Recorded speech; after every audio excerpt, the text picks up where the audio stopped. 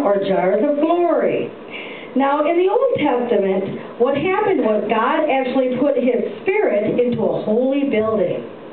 God told Moses that he would live in a special tent called a tabernacle. And God told Moses how to build this tent.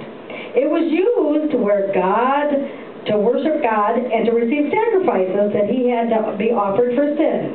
But many, many years later, God showed King David and showed how his son Solomon would actually build him a temple. That's a building. The temple was supposed to be built on a place called Mount Moriah in the country of Jerusalem. It took the place of the tabernacle, because the tabernacle was just a tent, right? And he wanted to have a permanent building, which was called a temple. Both the temple and the tabernacle had 3 chambers. Isn't that something? 3 rooms.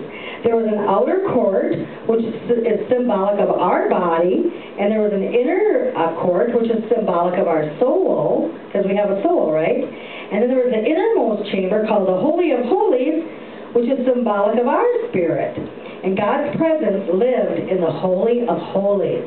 Isn't that something? Now, in the New Testament, what happens is God lives in people. Okay? Because Jesus died to take away our sins, now God's Holy Spirit can come and live in us. Now, God's Spirit will not share his dwelling place with sin. Isn't that something? So that people can't have sin, because he's not going to share where he lives with people who are sinful. Okay?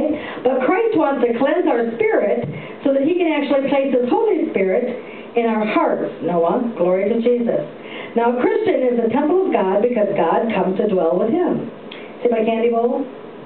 Glory to Jesus.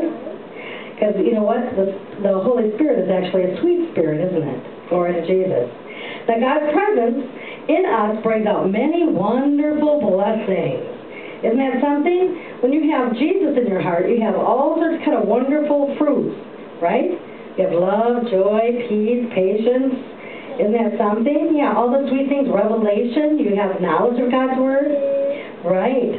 Now, when God cleanses us with the blood of Jesus, which is symbolic of my red cloth, okay, he puts his spirit in us.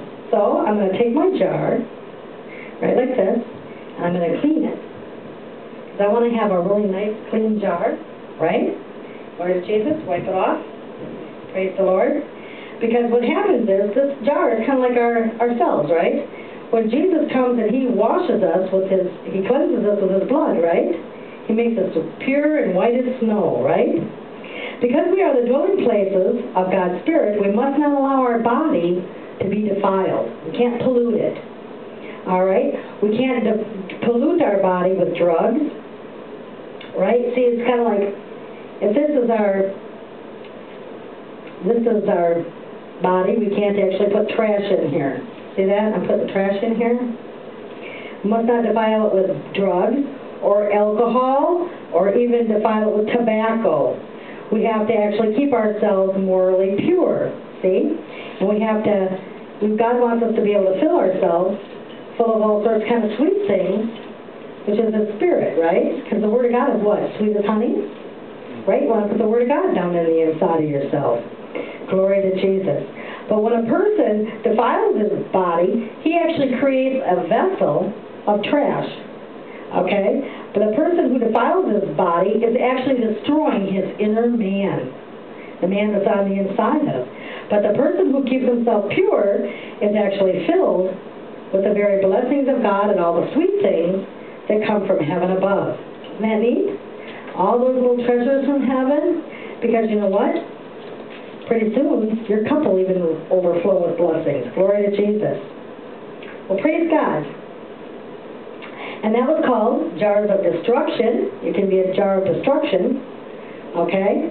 Or have a jar of glory. Is that the one you want? Well, praise the Lord. Well, I'm happy about that. Okay.